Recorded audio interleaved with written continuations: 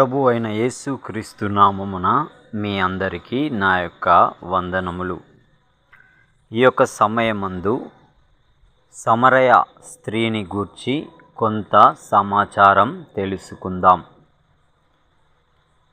యోహాను సువార్త 4వ అధ్యాయంలో యేసు ప్రభువు సువార్త ప్రకటిస్తూ మార్గ మధ్యంలో సమరయ అనే ప్రాంతం వస్తారు. అక్కడ సుకారు అనే గ్రామ శివారులో యాకోబు గారు యోసేపుకు ఇచ్చిన బావి దగ్గర అలసిన రీతినే కూర్చున్నారు. అప్పుడు ఇంచుమించు 12 గంటలయ్యింది అని దేవుని వాక్యంలో రాయబడినది. యేసు ప్రభువు యూదుడు, వెళ్ళిన ప్రాంతం సమరయ. ఇజ్రాయేలు దేశం ప్రాముఖ్యంగా యూదయ, సమరయ, గలిలయ అనే 3 ప్రాంతాలుగా విభజింపబడింది. యూదయ, గలిలయ ప్రాంతాలకి మధ్యలో ఈ సమరయ ప్రాంతం ఉంది. అయితే యూదులు సమరయులతో సాంగత్యం చేయరు. సమరయుల నీరు తాగరు, మాట్లాడరు, భోజనము చేయరు. సమరయులను యూదులు పాపులుగా, వ్యభిచారులుగా, విగ్రహారాధికులుగా, అంటరాని వారుగా పరిగణిస్తారు. చివరికి యూదయ నుండి గలిలయకు సమరయ మీదుగా దగ్గర దారి అయినా సరే చుట్టూ తిరిగే వెళ్తారు తప్ప సమరయలో అడుగు పెట్టరు. ఎందుకు అంటే మనం చరిత్ర తెలుసుకోవాలి. సమరయ అనగా వాచ్ టవర్, కాపలా కోట అని. అది ఇజ్రాయేలు దేశం మధ్యలో ఉంది. ఇజ్రాయేలు రాజైన ఒమ్రీ షేమెరు అనే వ్యక్తి దగ్గర 2 తలాంతులకు ఆ కొండను కొని అక్కడ పట్టణం కట్టించి దానికి షోమ్రోను అనగా సమరయ అని పేరు పెట్టినట్టు మొదటి రాజులు 16వ అధ్యాయంలో చూస్తాం. కాలక్రమేణా ఈ పట్టణం అనేక సార్లు దాడికి గురి చేయబడింది. 1-2 రాజుల గ్రంథాల్లో కనబడుతుంది. సమరయులు అనే పేరు ఎలా వచ్చిందంటే క్రీస్తు పూర్వం 677 మరియు 721 మధ్యలో ఎషర్హద్దోన్ అనే అస్సూరు రాజు ఆ ప్రాంతాన్ని జయించి ఇజ్రాయేలీలను చెరపట్టి అస్సూరు రాజ్యానికి తీసుకొని పోయాడు.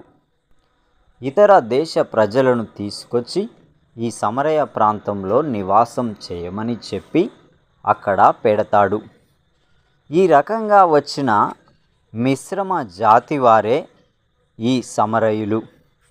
2వ రాజులు 17వ అధ్యాయం 24-41 వచనములలో ఇది దేవునికి ఇష్టం లేని పని. అందువల్ల దేవుడు సింహాలను పంపుతాడు. తరువాత వారు తమ విగ్రహాలను విడిచిపెట్టి క్రమంగా యూదుల ఆచారాలను, యెహోవా దేవుణ్ణి ఆరాధించడం మొదలు పెడతారు. ఎజ్రా గ్రంథం 4వ అధ్యాయం 2, 9, 10 వచనములు. లూకా సువార్త 17వ అధ్యాయం 18వ వచనం. అయితే యూదులు, ఇజ్రాయేలీయులు చెర విముక్తి పొందిన తరువాత దైవాజ్ఞ మేరకు మందిరం కట్టడం ప్రారంభిస్తారు. అప్పుడు ఈ సమరయులు, మేము కూడా మీ దేవుణ్ణే ప్రార్థిస్తున్నాం, మేము కూడా మీతో పాటు మందిరాన్ని కడతాం అంటే జెరుబ్బాబేలు, యేషువ అనే పెద్దలు దానికి అంగీకరించరు. నెహెమ్యా గారైతే ఏకంగా మీకు మాలో పాలైనను స్వాస్థ్యమైనను లేదని కరాఖండిగా చెబుతారు. అప్పటి నుండి యూదులకు, ఇజ్రాయేలీలకు మధ్య వైరం మొదలైంది. చివరకు సమరయులు గెరిజీము కొండ మీద ఒక మందిరాన్ని కట్టుకుంటే క్రీస్తుపూర్వం 139లో ఒక యూదు రాజు దానిని పడగొట్టినట్లు చరిత్ర చెబుతుంది.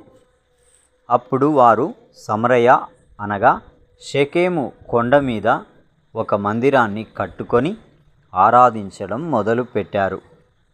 ఈ రకంగా ఈ రెండు జాతులకు మధ్య వైరం యేసయ్య వచ్చే వరకు కూడా కొనసాగింది. ఇప్పటికీ కూడా 160 సమరయ కుటుంబాలు ఈ ప్రాంతంలో నివాసం చేస్తున్నారు.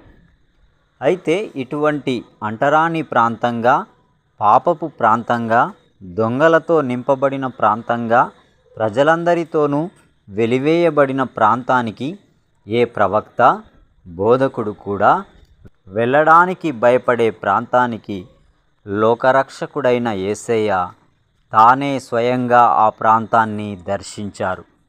ఆ ప్రాంతంలో కూడా మొట్టమొదట దర్శించిన స్త్రీ మామూలు వ్యక్తి కాదు. ఏమాత్రం మంచి సాక్ష్యం లేని ఒక వ్యక్తిని ఎన్నుకొని ఆ ప్రాంతాన్ని మార్చిన వైనం నిజంగా అద్భుతములో మహా అద్భుతం.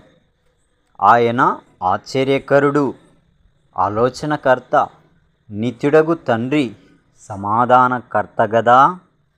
ఈరోజు నీవు కూడా ప్రజలందరితోనూ వెలివేయబడ్డావా?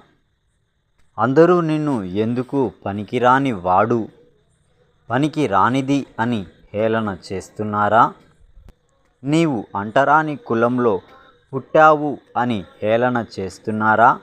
నీ భర్త, నీ తల్లిదండ్రులు, అన్నదమ్ముళ్ళు, అక్క చెల్లెళ్ళు అందరూ నిన్ను విడిచిపోయారా? భయపడొద్దు. పాపులను రక్షించుటకు క్రీస్తు యేసు ఈ లోకానికి వచ్చారు. ఎవరైతే పాపంలో వెలివేయబడ్డారో, అంటరాని వారిగా ఎంచబడ్డారో వాళ్ళ దగ్గరికే యేసయ్య వచ్చాడు. ఈ లోకంలో గనులైన వారిని వ్యర్థం చేయడానికి ఎన్నిక లేని వారిని ఆయన ఎన్నుకొన్నాడు. ఆయనకి నీవే కావాలి. ప్రయాసపడి భారం మోసుకొనుచున్న సమస్త జనులారా నా యొద్దకు రండి అని పిలుస్తున్నాడు. ఆయన వద్దకు నీవు వస్తావా? వస్తే ఆయన నీ పాపాన్ని కడిగి నిన్ను శుద్ధి చేసి పరలోక వారసునిగా చేస్తాడు. విలువ లేని నీకు విలువనిస్తాడు. అట్టి కృప మనందరికీ దేవుడు దయచేయునుగాక. ఆమెన్. ఆమెన్.